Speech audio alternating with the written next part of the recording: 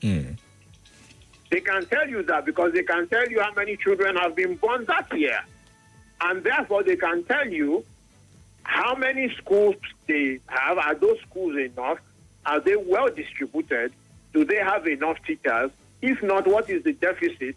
And what do you need to do to meet that deficit, to make sure that that deficit does not exist in 5 years' time when those kids are to start school? So that is what civil registration does for you. It helps you to, to plan in advance on key issues.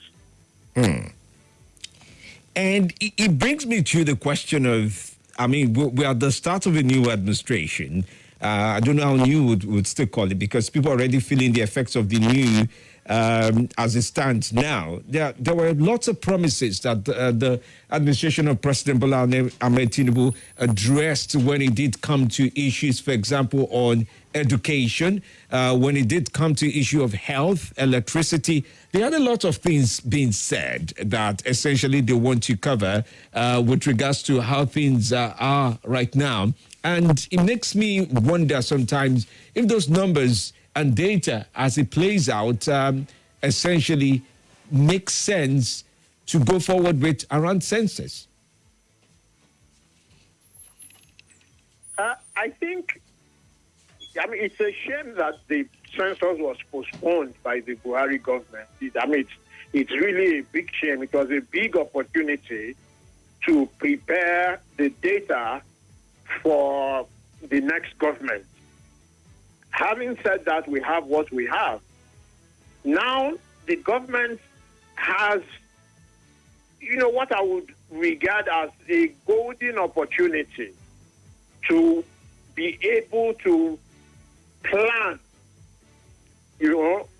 for its own administration, because it's quite timely that there has been a change of government, and the Population Commission has said, the new government is going to announce, the date for the census. But it has to be done fairly quickly, because in 2 or 3 months now, they will start working on the budget for next year, for 2024. True. Can you imagine the budget being prepared for all the different sectors, and then the census is done after the budget has been prepared, and there will be a huge disparity. Can you imagine, the loss of opportunity for Nigerians, for Nigeria to be able to develop, based on data. Like I was saying earlier at the beginning, basic public services, education, health, electricity, roads, transport, all ministers, all commissioners, all local governments here should be able to look at a dashboard on their wall and tell immediately that, in this state, we need X number of primary schools. We need X number of secondary schools, but we only have X number, and therefore there is a huge deficit that we need to close. It will help them understand, where to channel key services like reproductive and sexual health services. You are not going to channel those to where, they are old people who are not of childgiving age. You know where to channel it, where there are people, that actually need it. So, without this census, look, I always give an example. If you get into an aeroplane and you hear an announcement saying, ladies and gentlemen, welcome to, XYZ flight, we are afraid to inform you that the pilot has no idea how to fly this plane, or in fact, where the destination is. If you hear that announcement, you make for the door immediately. You make for the door. But we have a situation in Nigeria where essentially, without a census, governments come to power and they have no idea what they are supposed to be doing, where they are supposed to be doing it, how quickly they're supposed to be doing it. And people expect that those governments are going to succeed. It's just not going to happen. I mean, the more developed countries that people go to or japa to and so forth like that, all that development you see there is essentially possible because they have regular census, they have the civil registration, the registration of birth and death, and the causes of death is reasonably well done. That is the basis for the development. And I'm curious, and I want to take you on this especially, because a lot of Nigerians seem not trusting every time the government needs to count.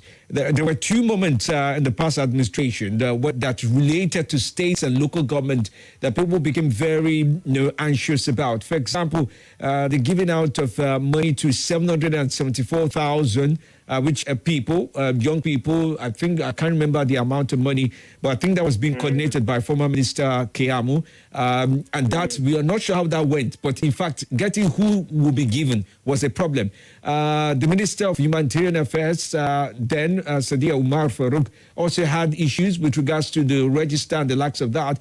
And I do hear Nigerians when they say even this population census want to count, they will count the people they want to count. How are we sure that they will count the people in the states and local government level? And how accepting will the data at the states and local government level be to the people in those areas and at the same time to the governors, for example? Well, the National Population Commission, supported by global technical partners like the UN Population Fund, otherwise known as UNFPA, has explained that this is going to be the first digital census, which is going to happen in Nigeria, and that the technology is reasonably good. It's geolocated, it's ring fenced. The people doing the work, the enumerators and so forth, that they've been allocated to specific areas, and that there are procedures that have been put in place to ensure that the data is reasonably accurate. Now for a country that has not done a census in a long time, I would like to say that even if the data is not 100% accurate, after all this time, it should be good enough. It should be good enough to converse with data-based budgeting and planning. The question of trust is a big issue in Nigeria. I mean, all these things around politicization of censuses and so forth like that. But I think this time the technology is reasonably good enough to overcome a lot of that doubt. I mean, from what I understand, from what I've been told, from what I have seen, I mean, I hope that the Population Commission will not disappoint us. But, whatever happens, the census will be useful going forward. Because as has been said, that the local government level, at the state level, at the federal level, I mean, the level of multidimensional poverty is so high. 133 million Nigerians, computed to be multidimensional poverty by the Bureau of Statistics and partners like the UNDP. That those issues are never going to be resolved properly unless you have a census. And unless those issues are resolved, Nigeria is going to become, more and more fragile. And the more fragile Nigeria becomes, the more unstable it will become. And the more unstable it becomes, the more insecurity there will be. And you've touched on a very crucial point.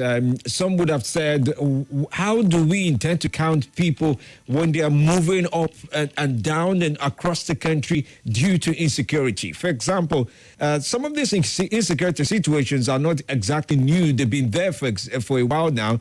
I remember one story. Let me quickly mention this. Bill Gates, during the time, was making an attempt to do polio distribution. He sent workers that they saw on the geolocation map and said, this area looks like they have plenty of children, only for them to get there and find out that the children had moved and the parents had moved due to insecurity. And I'm thinking to myself, Plateau State, Benue State, Niger State. I mean, these are even not central states, not to now mention of the Northeast and some other areas where insecurity, it's a Southeast, for example. How do you count at a time where there's insecurity, hanging over our head in that arena? And then there's the issue of how we have also received post-election, status quo around all this. It gives you reason to wonder about how do you count people who don't feel secure enough to even stay in one place to be counted? Well, I hope that the National Population Commission has taken account of these issues, like IDPs and so forth. But in any case, Femi, the important thing is to start. Like I said earlier, the insecurity itself arose because, the data to work with at the local government, state, and federal level was not being acted on. I mean, if you remember, I've talked about this a lot, and I was one of the first people to pull this out of the MBS publication. At the height of the Boko Haram insurgency, when people were saying, we needed more helicopter gunships, we needed more aircraft, we needed more. Look, in Borno and Yobe State, respectively, the data was showing us that 83% and 63% of all males had never seen the inside of a primary school. So, the extremists essentially have been feeding off human resources. It is the human resources available, the extent to which human resources are available, that they're able to destabilize an area. And things like education cannot be well done unless you are acting on census and civil registration data. True. So it is actually more important to start. Now it is important to also underline that in the Northwest, for instance, the education figures are not really much better. And we are not much better at the height of the Boko Haram insurgency. We know that the Lake Chad, that the shrinking of the Lake Chad and the loss of livelihood by millions of people in Nigeria, in Niger, in Chad, in Cameroon, accelerated that problem. I always point to people. If you follow me on social media, you would have seen it at Rotimi Sankore. If you don't, I urge you, please have a look. It is my favorite pin tweet. The shrinking of Lake Chad over decades and the impact that it had on employment and unemployment and so forth like that. But at that time, the data in the Northwest was quite similar to that in the Northeast regarding lack of access to education. In fact, the data for total fertility rate was higher in the Northwest. So when you combine multiple indicators like that, girls and women not having access to education, girls and women not having access to reproductive health, girls and women being forced into coercive reproduction, each girl or woman, expected to have about seven children on average. In reality, 10, 11 or 12. And then you have high maternal mortality, which means, of course, that there are a lot of orphans. And then there are no schools and there is no social security. What did we think was going to happen? The bandits were going to have a field day recruiting these children in large ungoverned spaces. A timely census, if it had been done when it should have been done, would have given us a clearer dashboard in terms of where all these deficits are, school, reproductive and sexual health, and things like that. So, you raised an important point that, the issue of IDPs and so forth like that, could be an issue. But the truth is, there is no better time than now. Yesterday was better. Today is good not to do it at all, because some people have been displaced. It's just completely a non-starter. And when I do follow this conversation, and by the way, I just retweeted what Rotimi Sakori was referring to. That's the Lake Chad picture. Go and see how the Lake Chad did shrink across. I think there are about six pictures that depicts that or that gives indicators. 5 pictures, and then you would see the key to understanding that graph. The picture depicts 1963, 1973, 1987, 1997, and 2007. How the Lake Chad did shrink. I just retweeted that. I retweeted it off Rotimi Sakori's, and at Rotimi Sakori, you find it there. So you'll be able to follow through to understand what it means by not just the land or water is changing. People are also changing or moving along because of the resources they've lived on or the livelihood they've relied on, also forcing them to move along from what will have been the regular places that there is. Let me push you a little bit when it comes to issue of gender now and young people. This administration was very keen. I remember the acceptance speech of President Tinubu. It talked about how youth and loans, student loans would be some of the things he's going to achieve in the early days of his administration. Now, there's a student loan bill that pretty much has been signed. And I was just thinking to myself, does this bill, for example, cater for the number of young girls? Maybe it's taking out special time to focus on the ladies who typically have found a way to be educated to the point where they're educated up to. And now they're thinking of tertiary education and the pressure that comes with that. And you're wondering, for example, if the student loan caters for how many women are available to be given loan, and the conditions for a girl, child, or a woman, are they supposed to be a little bit different from that of young men, or should it just all be the same? Based on knowing how many people are really keen on getting these loans and those who actually need some sort of support for their education. I don't know if you want to touch on that a little bit before we start to push around other issues as it has to do with governance and how they've governed people and how the governance with the population number, what it would mean. Thank you, Femi. The theme for the World Population Day this year is on gender equality, harnessing the potential and aspirations of girls and women.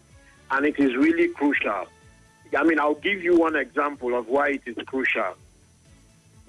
The human rights of girls and women are important in their own right because they are human beings.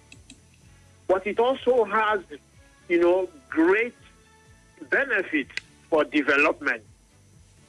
So if you look at the areas that are most multidimensional poor, it also happens to be the areas where girls and women are the most poor because they haven't had access to education. Things like forced child marriage, coerced reproduction, girls and women being forced to start having children when they are 12, 13, 14, 15. We must never get tired of talking about these things. Because, this is how societies essentially are destroyed. Education is important to everybody. Again, if you look at my timeline on Twitter, you will see earlier in the month I was tweeting something that the Global Partnership for Education put out, underlining that for each year of education, it reduces the risk of conflict by around 20%. So you can imagine if, girls and women especially have not had 6 years of primary and 6 years of secondary education. The same thing for boys. But the point about girls and women is that the most stable societies, the most prosperous societies are those in which girls and women have equal aspirations. Their equal rights are respected and promoted. That is why the theme for World Population Day is on gender equality. And if you also look at, broadly speaking, at the timeline of the Global Partnership for Education, they've also made the point that for countries in which girls and women are able to go to school, 12 years of quality education for every girl child could boost economies by as much as 30 trillion USD, 30 trillion in increased lifetime earnings. I mean, this is really crucial. I mean, oil, gas, all those things are not guarantees of development. But if you look at the countries that are more developed, even small countries, take for example, the Scandinavian countries, Denmark, Sweden, Norway. I mean, these are among the most equal countries. If you look at the Global Human Development Index, the countries that are consistently at the top, the Scandinavian countries, Canada, and so forth like that, the level of inequality is at a minimum, especially gender inequality. So, when our young people say they want to japa, they want to japa, I mean, it's essentially because these countries are more equal. They offer more opportunities. They offer more aspiration. And that is how Nigeria should be. If we are not like that, then I'm afraid, we are just going to keep going backward and backward and backward. And for that matter, I mean, may I just underline again that the human resources for insurgency, for banditry, for extremism, for militias, for gangs, and so forth, essentially are a product of coerced reproduction. When young girls are being forced to have high numbers of children, 7, 8, 9, 10, 11, 12 children, and those kids are not being sent to school, and they are suffering from malnutrition, and they are in large ungoverned spaces, and they're, serious multidimensional poverty. I mean, what do we think is going to happen? The ministers, the ministries, the commissioners of education, of youth, gender, planning, all these people are just as important as the service chiefs. I mean, you can see the outgoing service chief, General Irabo, was saying something. He said, that his successor, with his successor, peace is guaranteed in Nigeria. How? No one general can guarantee sustainable peace in any country if you have not made those investments in education, youth development, rural development, gender equality, infrastructure like electricity, and so forth like that. It's really important that we underline these issues. If not, we'll keep going in cycles and wondering, why is it that Nigeria is not developing? Why is it that Nigeria is getting worse? And it becomes very crucial to think about the plan around the population census. Oh, by the way, if you're just joining in, this is the Public Square. You can find it also on Twitter at Public Square NG. And yes, speaking at this point in time is Rotimi Sakuri. It provides extensive insight and data into population. Yesterday was World Population Day, and there's so much to talk about in terms of population as it stands now. This year's World Population Day looks at inequality and all that needs to be done around it, and the kind of success that we can mark up if we do things right. Well, the celebration this year comes just as the MPC is planning on carrying out a census in Nigeria, and they say they are 80% ready. It was supposed to be done under the last administration, but for some tactical reason, it was moved under the administration of Bola Ahmed Tinubu. We expect that this would happen sometime later this year to see how they plan to do that. But as it stands now, based on quite a number of sources, it's believed that Nigerian population is at 213.4 million, okay? That's the number of people as of 2021. That's, when you look at data as put forward by World Bank and the likes of United States Census Bureau. But then we're looking for our own numbers at this time. And based on the numbers that we would have for us as a people, that would determine our planning. And then this brings me to the question I have to ask Rotimi Sakuri before we open up the phone lines for you to interact with us. How crucial would you say population census is to the governance and the future of development of Nigeria? Yeah.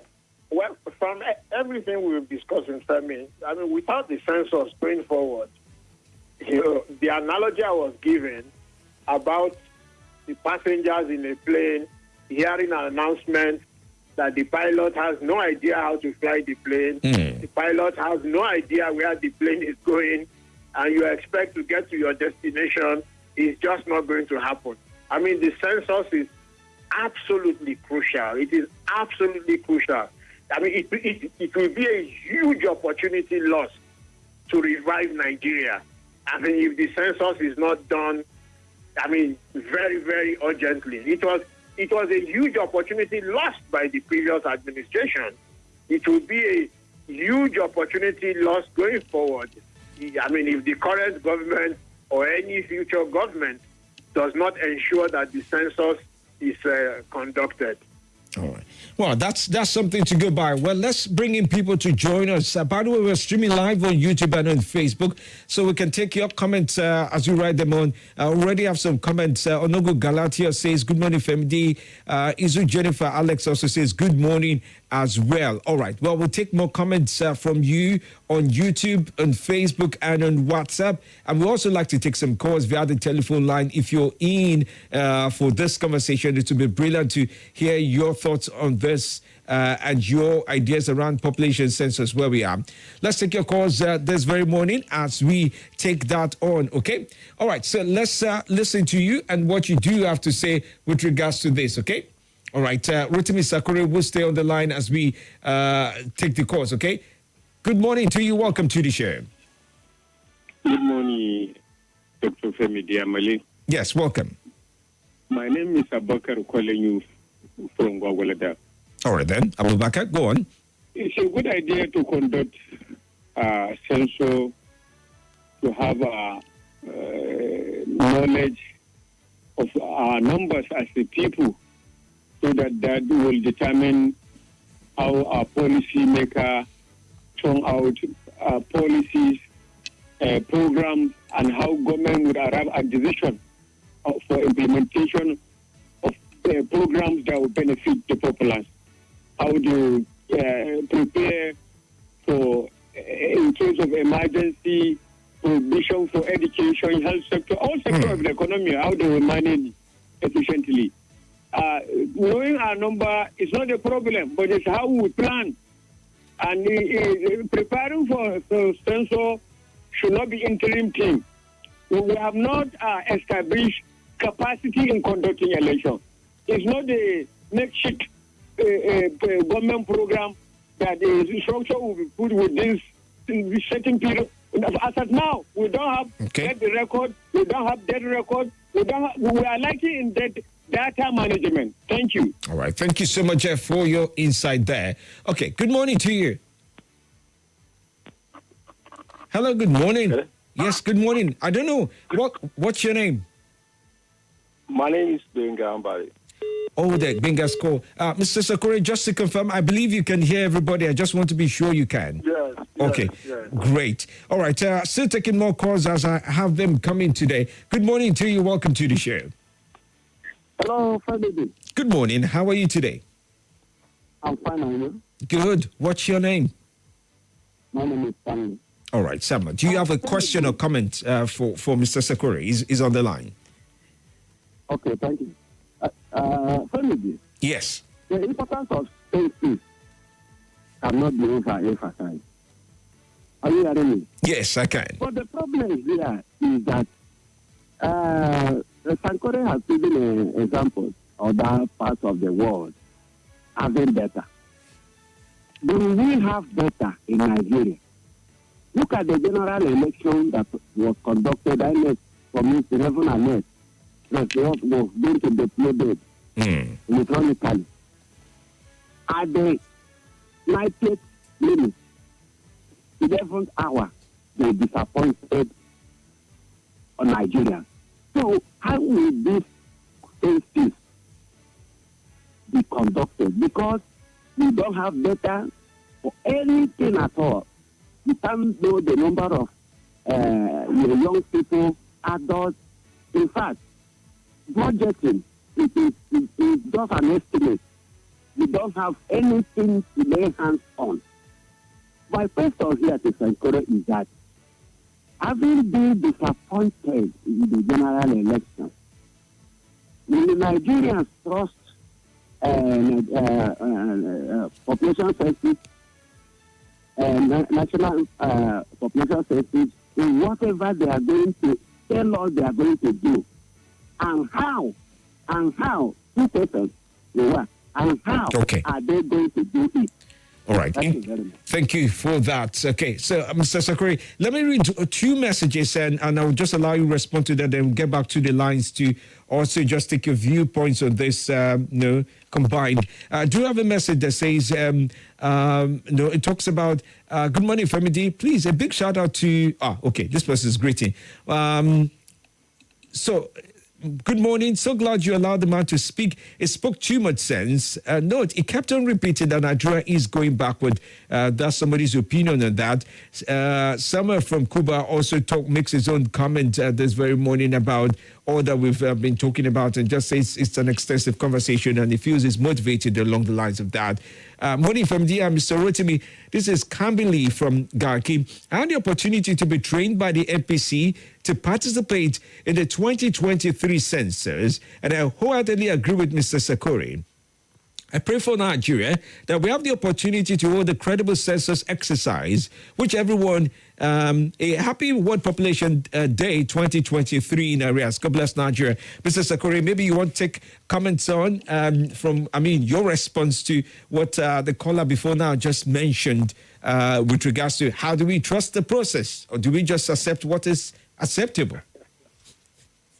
Well, it's self-evident, Femi, that there is a trust deficit when it comes to public institutions.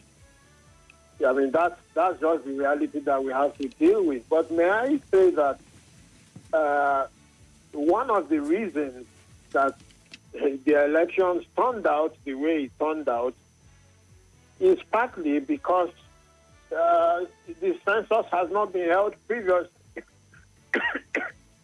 Excuse me, the census has not been held previously, and the civil registration is poor. If the census is held as and when due, and the civil registration, the registration of birth and death is done as and when due, I mean, things like PVC will become unnecessary. I mean, for those of us, who have been really unfortunate to have either lived, studied or worked outside Nigeria. I mean, in my case, for about 20 years. Voting, voting is not so difficult. You vote on your way to work. Sometimes it's done within 15 minutes and you are gone. Yeah. So, this whole idea that you have to register, that the Electoral Commission has to set up its own entire infrastructure to go and get a temporary voter's card, then, a permanent voter's card, then they have to publish it, then they have to clean it up, then they have to, and the beavers doesn't work. All those things happen essentially because the census has not been done, when it should be done, that the civil registration process is not functioning as it should. So I understand that there is a trust deficit. It is self-evident in Nigeria that governance is poor and that there are high levels of corruption. But, census and civil registration will set us on the right track. If there are errors, we'll try and correct them. The attitude shouldn't be that, we shouldn't do it at all because you can't trust government. And it leaves you with so much to desire and just to understand. All right, well, that's one view to this. Mr. Sakori, there are more calls coming in. I don't know, do you mind if I take them on? Yes, go ahead. All right, then. Good morning to you. Welcome to the show. Yeah, good morning, my friend. Femi. Yes, good morning. I greet you all the job that you are doing in Nigeria. God bless you. The truth is that I missed a program in the morning. I don't want to say something. I don't know what I've seen in the agenda of newspaper. No, we've moved past that, my dear friend. We have to leave it for another time, okay? I'm so sorry. We'll move past that, okay? Thank you very much. God bless you. No problem. No problem. Thank you for understanding. Thank you very much. All right, thank you for understanding. But, just like quite a number of comments have come in, Mr. Sakori, I'm still reading through some of them. Somebody is a big fan of yours. He's saying, I should just allow you to keep speaking on any part of the subject, that he can take on. But I do have Chima from Apo. It says, good morning, Femi. How do we curb inflation of figures during head count? That's his question. That's the question he put forward on WhatsApp. I'm going to go check on Facebook shortly, but do you want to respond to that while I do the Facebook check, okay?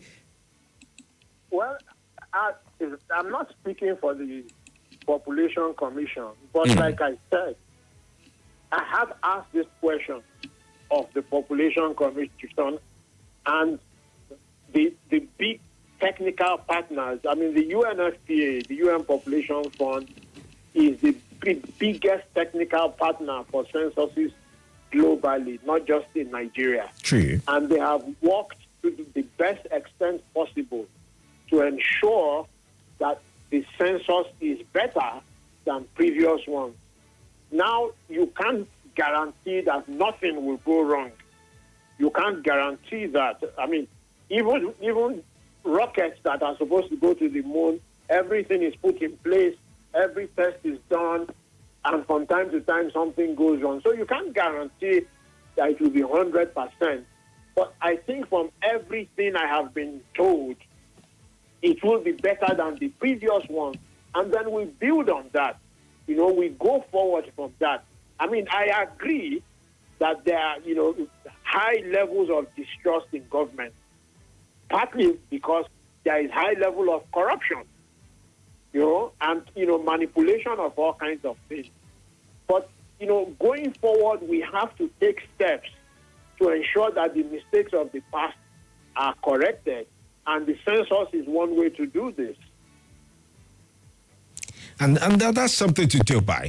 Okay, let me take on this call, okay, before we start to round off now. Good morning to you. Welcome to the show. Good morning, Mr. Femi. Oh, yes, welcome.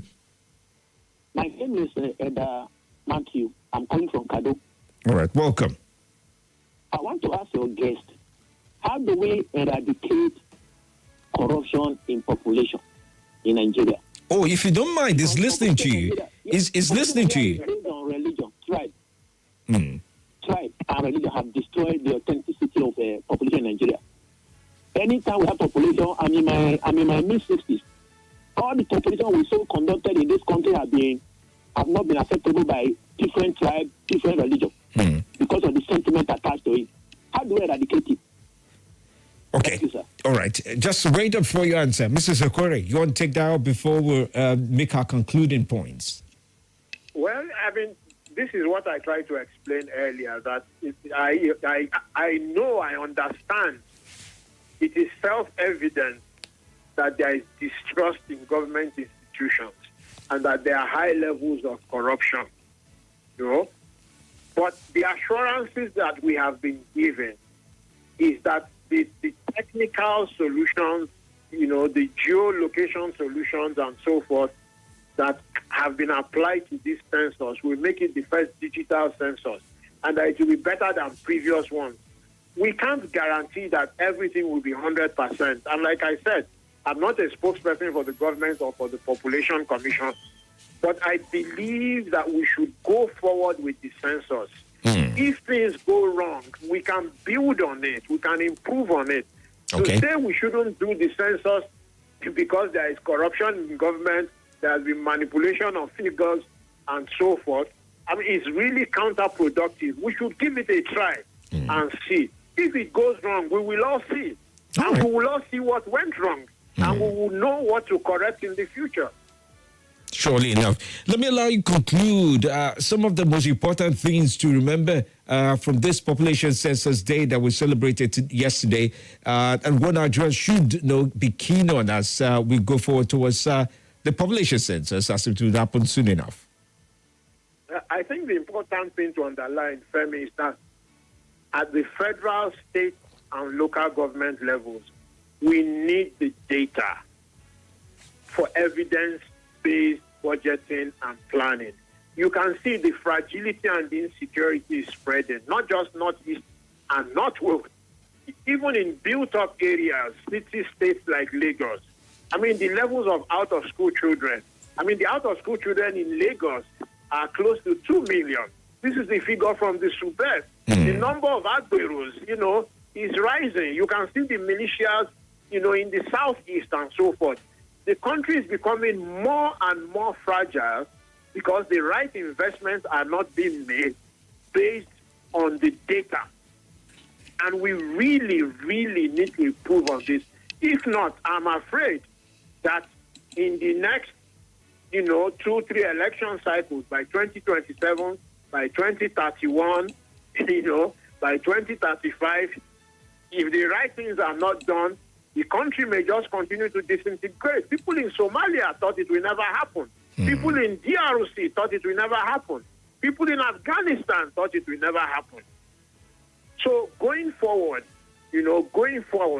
governance has to improve at national and sub-national level to guarantee, the future development of Nigerians. I mean, the inequality has to be reduced to a basic minimum. Certainly. I have to say big thanks to Rotimi Sakore for taking our time to join us on this special edition of the Public Square NG as we have it in Abuja.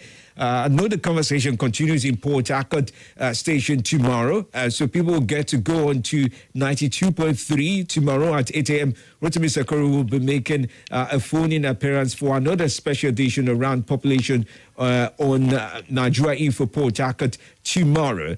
You can also follow him at Rotimi Sakore on Twitter. There you find him. You find quite a number of his tweets providing you insights that really do matter for your day-to-day progress. But we've been discussing the World Population Day and the urgency of a census in Nigeria. And essentially, this would follow through on the backdrop that yesterday, July 11, was the World Population Day that did take out time to focus on gender equality and enhancing the potential and aspirations of women. We've covered quite a number of subjects, and it tells you that there's a lot of work to be done based on the insight provided by development journalist and data analyst Rotimi Sakore. Thank you so much for your time today, sir. Thank you so much, Femi. Good. All right, stay with us right here on Nigeria Info. Standing by in a moment will be Bivan with business news. I'm Femi Diamale. Enjoy the rest of your day. This is Nigeria Info.